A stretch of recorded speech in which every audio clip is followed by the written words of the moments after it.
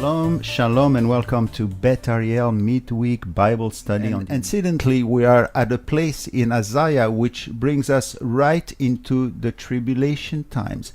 And it has such a clear message for the anti-Semite. We will see this today.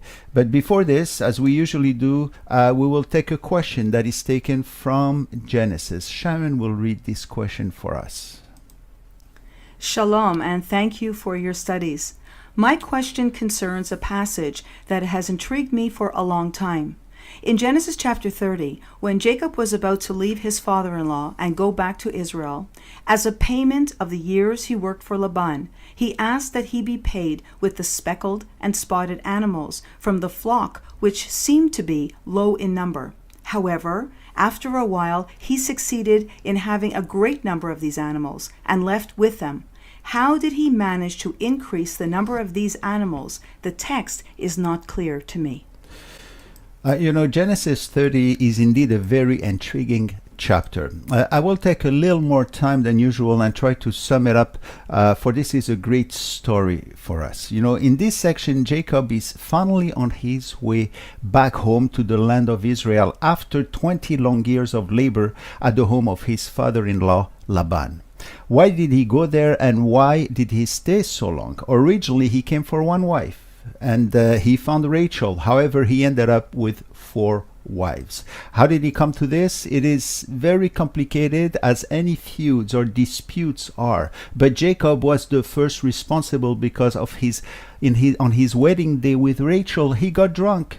So his father-in-law, wanting his older daughter to be married first, as was the custom in that day, managed to give Jacob his older daughter Leah instead of Rachel. Jacob did not even notice. Laban was the name of his father-in-law. His name means white or sincere, but he was anything but. Okay, really, he was a crook, as we will see throughout the story. After this incident, because there was a competition between the 2 daughters who at first could not conceive, they brought in their servants to conceive for them as the law allowed them to. So Jacob ended up with 4 wives and 11 sons and 1 daughter when he decided to go back to Israel, and this is where we are in chapter 30 of Genesis. Of course, Laban was not happy, especially that Jacob was a very valuable employee to him.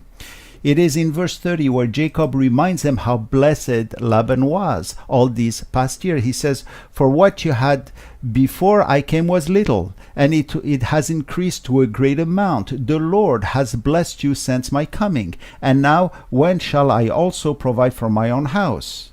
Such a good worker you don't let go easily." But Jacob made up his mind. It is at this point that Laban asked him in verse 31, "What shall I give you for all the work he did for him in the past 20 years? The last thing Jacob wanted is to take anything from this man. And so he answered him, "You shall not give me anything." He didn't want to take a chance. And this is when the fascinating part begins. I will just sum it up for you, but you can always go back to our study on Genesis 30 to get more details as the study goes from verse to verse. So Jacob offers Laban to pay himself with cattle that was not yet born. That is why he says, "You shall give me nothing." And to make the offer even more appealing, he tells them that he will only take lambs, sheep, and goats which were speckled or spotted, something that is rare among the sheep and the goats, at least in their flocks. What a great deal, Laban must have thought. And he must also have thought, even if Jacob ends up by pulling out these rare spotted cattle, it will take him so many years to gather enough of them. So he was to remain working for a long time for Laban. But it was going to be different. Jacob had a plan, and that is the plan that is still baffling many commentators. The offer is in verse 32. See what he says. Let me pass through all your flock today, removing from there all the speckled and spotted sheep, and all the brown ones among the lambs, and the spotted and speckled among the goats. These shall be my wages. Laban was very happy with this, and he says in verse 34, "Oh, that it were according to your word." By the way, that was a silly move from Laban, because one should never agree to a deal unless he understands the contract. And indeed, very soon after, Jacob ended up with more cattle than Laban could ever imagine. And Jacob left a rich man to the land of Israel. Up to today, what Jacob did is a puzzle. As Bible commentators, Jews and Gentiles, could not figure out how he pulled it off. Yet the scriptures tell us how he did it, and today, with the advancements of behavioral psychology and studies in animal behavior, we can have a pretty good idea of how Jacob succeeded. He seems to have understood something about genetics. We're going to read for you verses 37 to 39 and see if you can figure it out. It's a challenge really for you, especially if you're in the scientific field. Cheyenne will read it for us. Now Jacob took for himself rods of green poplar and of the almond and chestnut trees, peeled white strips in them, and exposed the white which was in the rods. And the rods which he had peeled he set before the flocks in the gutters, in the watering trays where the flocks came to drink, so that they should conceive when they came to drink. So the flocks conceived before the rods, and the flocks brought forth, streaked, speckled, and spotted. Complicated, isn't it? Okay, there is no magic here. Okay, it looks like Jacob found a way to trigger the reproduction of animals by mixing a certain liquid emanating from the rods with the water. And somehow he figured out, and surely after many years of observation as a shepherd, that streaked, speckled, and spotted animals are produced when some visual elements are present. I don't think we're called to understand exactly what he did unless we are actually ourselves scientists. But the message here is that Jacob was an observer. He was a student of nature and one who did not lose his time as a shepherd, and he must have loved his flock to understand such process, and he used this knowledge for the benefit of his family, for he was going to travel a long way to Israel. After all, we have read that previously in the book of Genesis, God spoke of Jacob as a tam that is a wise and smart person. And after spending so many years with the flock and caring for them, this is what he observed. Today, many credit Pavlov with first discovery of how to stimulate a response from animals. But now we see where this really comes from. It is not Pavlov, but Jacob. The V and the B in the Hebrew sound the same. So Jacob then is among the first scientists in the history of man, and he turned this knowledge for the benefit of his family. And I am convinced that his love for his animals brought blessings from God. It is written in Proverbs 2:10, "A righteous man has regard for the life of his animal." For us today, we have a good advice taken from this part. We have a good advice from another man of God who also took good care of his flock. Okay, this is Paul in Ephesians 5:16, when he says, "Redeeming the time because the days are evil." As time runs out from us, and as we're coming close again to the end, this part of Jacob's life speaks loudly to us. Now let us go to our study for today, the Messiah in Isaiah. We're on page 8, by the way, section 5 of your handout that you can always download from our website, bethariel.ca. We are in the third main section of Isaiah, the book of the judgment of the nations of the world, with chapter 13. And the first nation that is mentioned is Babylon. Babylon, or Babel in Hebrew, Babel as we see it in Revelation 17 and 18, still there, which she will lead the other nations of the world to a spiritual immorality. Babylon is much more than a tower. It's much more than an empire. It is a system of rebellion that is still very active in this world and will be destroyed only when the Messiah comes back. Babylon's deep spiritual dimension and influence is well explained in the next chapter of our section of Isaiah, chapter 14. Isaiah loses no time in connecting the king of Babylon directly to Lucifer, that is, to the devil himself. Let me bring you to verses 12 to 15. Speaking of Satan, Isaiah says, How you are fallen from heaven, O Lucifer, son of the morning! How you are cut down to the ground, you who weaken the nations! For you have said in your heart, I will ascend unto heaven. I will exalt my throne above the stars of God. I will also sit on the mount of the congregation, on the farthest sides of the north. I will ascend above the heights of the clouds. I will be like the Most High. Yet you shall be brought down to Sheol, to the lowest depths of the pit.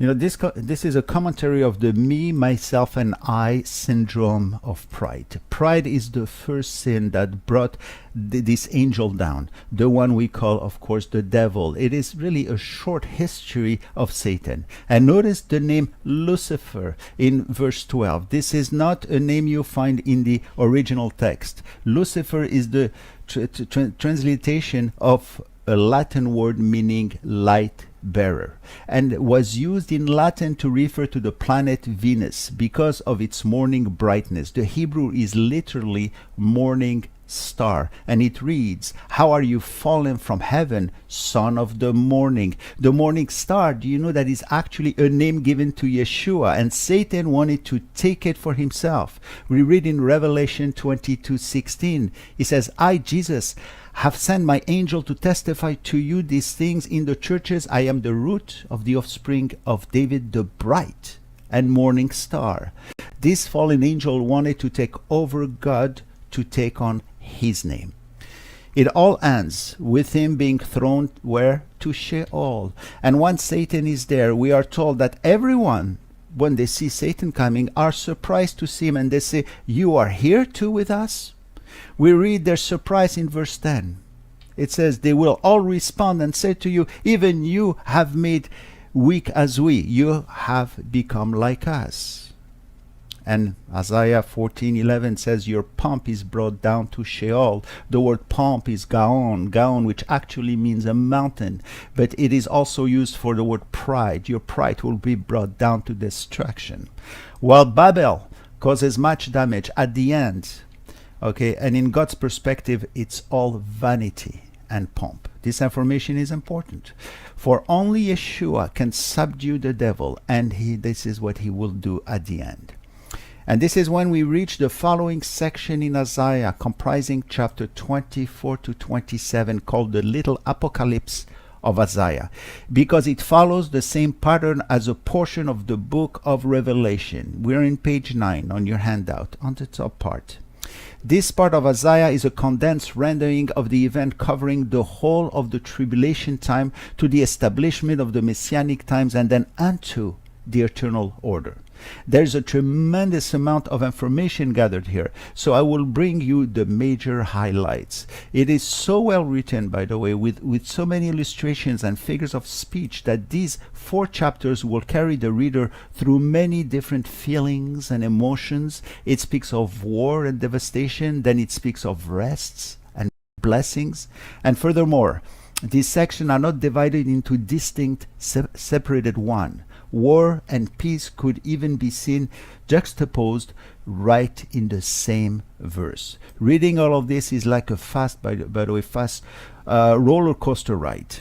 Practically, the believer today may find in the reading of this passage a very useful exercise, one that emphasizes the difference between the world we live in and the inner peace that stems from a proper relationship with God. It is the practical application to what Yeshua said in John 16:33, where we read, these things I've spoken to you, that in me you may have peace. In the world you will have tribulation. Peace in him, tribulation in the world. This could be another title for Isaiah 24 to 27. Again, we'll not stay long in this section, but it plays a role in preparing the reader for the coming of the Messiah. It shows us that if man is left to himself, he will surely annihilate himself. Okay, but the Messiah comes and saves him.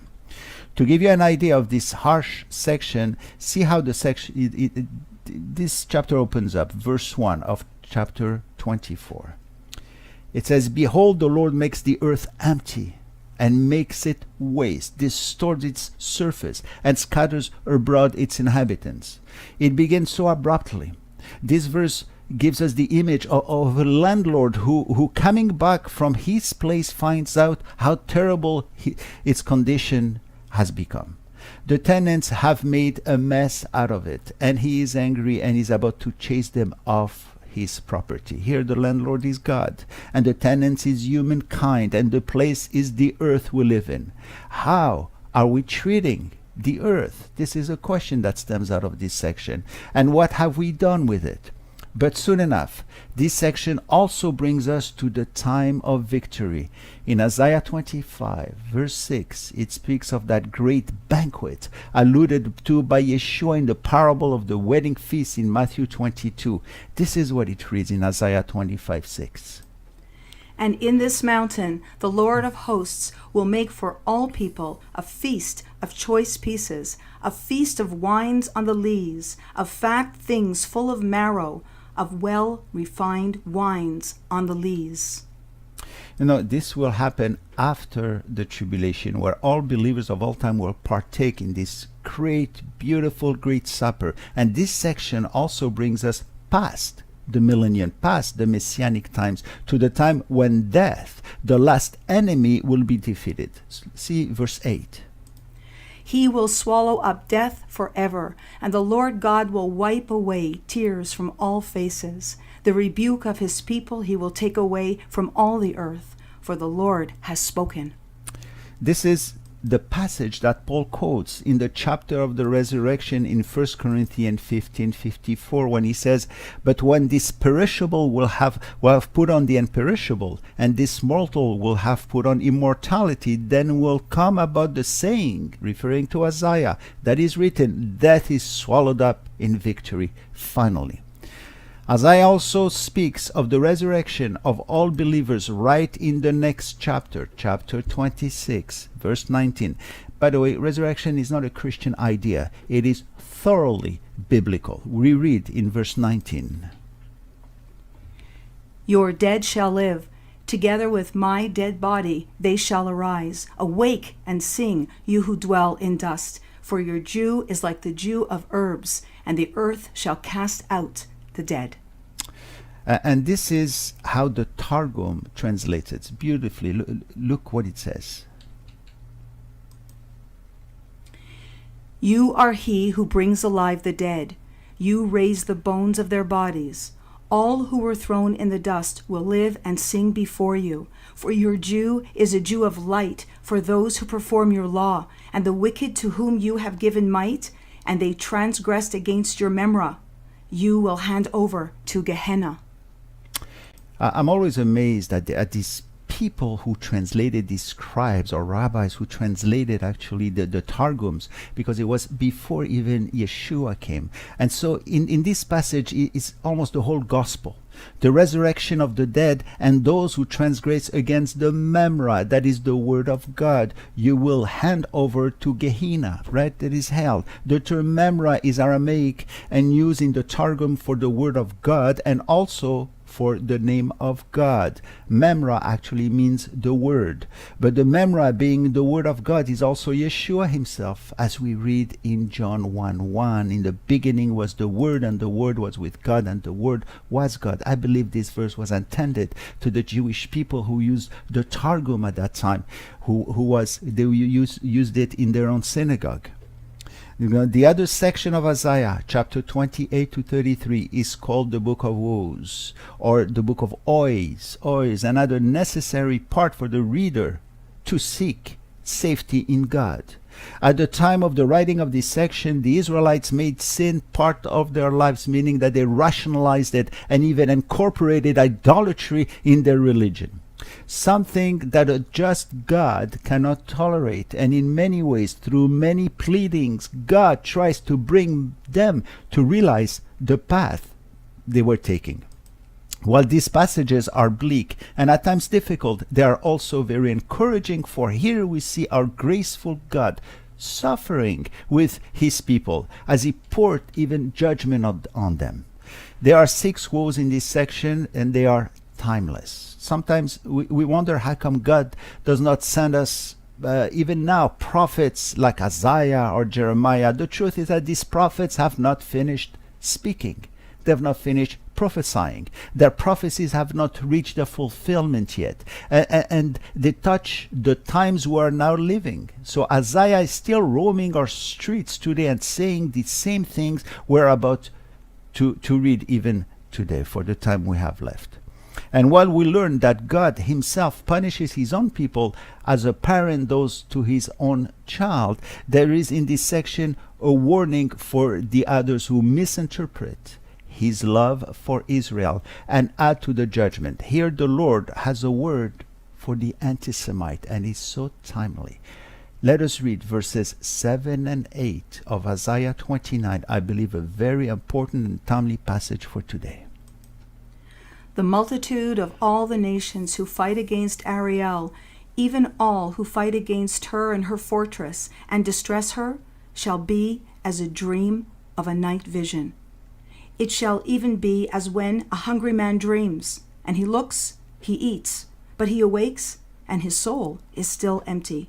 Or as when a thirsty man dreams, and look, he drinks, but he awakes, and indeed he is faint, and his soul still craves. So the multitude of all the nations shall be who fight against Mount Zion. Ariel, meaning in Hebrew the Lion of God, is another name for Jerusalem. These passages gives us a good idea of the place of Israel in God's heart. It is for all those who think that she has lost her place with God and has been replaced, and for those who wish her destruction. These groups are only dreaming. This is what Isaiah says. They're only dreaming. To fight against Israel is to deny its right of existence. To fight Mount Zion is to fight God. While persecution and hatred against the Jews is increasing these days, and they are very real, at the end it will be like a dream in a night vision. But what we also learn about here is the depth of this hatred. It will never be satisfied. See that they eat and drink and they're still hungry. Why? Because evil is never satisfied. This aversion defies logic. And notice how Isaiah links anti-Semitism to the end times, right after Babylon, right after speaking about the tribulation time, as the other prophets do. For as we move toward the end, this hatred will grow, and those who are driven by it will grow even more frustrated. This is what we learn from the prophets. And somehow, this end-time prophecy affected Isaiah himself. And what is truly beautiful is that the Lord allows Isaiah to express himself. Here in chapter 33, we have a couple of verses which seem really to come out of nowhere. This next verse, for example, comes to us as an interruption in the middle of the account of judgment. It's like a personal note of Isaiah to his disciples and to us as well. So right in the midst of judgment, Isaiah speaks. Let us read part of verse 1 and verses 2 and 3 of Isaiah 33, to get the feel of the words as he was contemplating all this anti-Semitism and all this tribulation of the end time. Woe to you who plunder! When you make an end of dealing treacherously, they will deal treacherously with you. O Lord, be gracious to us. We have waited for you. Be their arm every morning, our salvation also in the time of trouble. At the noise of the tumult, the people shall flee. When you lift yourself up, the nations shall be scattered. Notice how verse 2 comes right in the midst of judgment, as if Isaiah was worried about his disciple and how they would read all of these things, and surely he himself was affected by all these predictions. And so the Spirit of God allows him to turn to them and to us as well to comfort us. It is beautiful to see how the Spirit inspired his word and allowed the writers to voice their concern and love. Here we can see that God and Isaiah were really partners in this work. And by the way, this is not the first time that the Lord allows the writer to express himself in his scriptures. We've seen it with Jacob when he prophesied about Dan, that is. And in noticing these things, and I will close with this, the rabbis had a story about the archangel Michael, whom they believe was God's messenger of vengeance. They say that he had only one wing, that he might be slow in his fight, and therefore vengeance would come only after much thoughtful consideration and never too quickly. On the other hand, they said that the angel Gabriel had two wings, so he might fly swiftly, as we read in Daniel 9, when bringing the message of peace. This is all the time we have for today. Be blessed. Hallelujah, Adonai, kol goyim. Shabechuchu kol ha'umim. Gafar aleinu chasto, ve'emet Adonai le'olam. Hallelujah, hallelujah.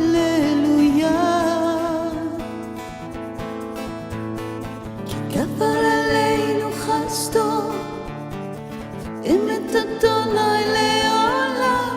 Hallelujah, hallelujah, hallelujah.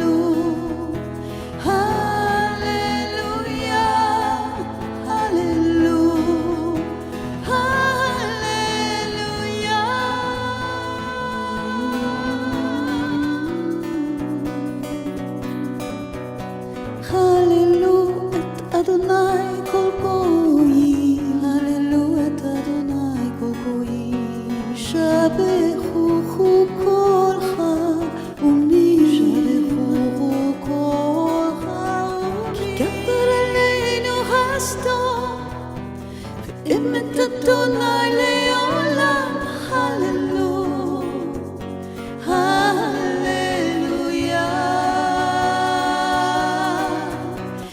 Gafar aleinu chasto, ve'emet Adonai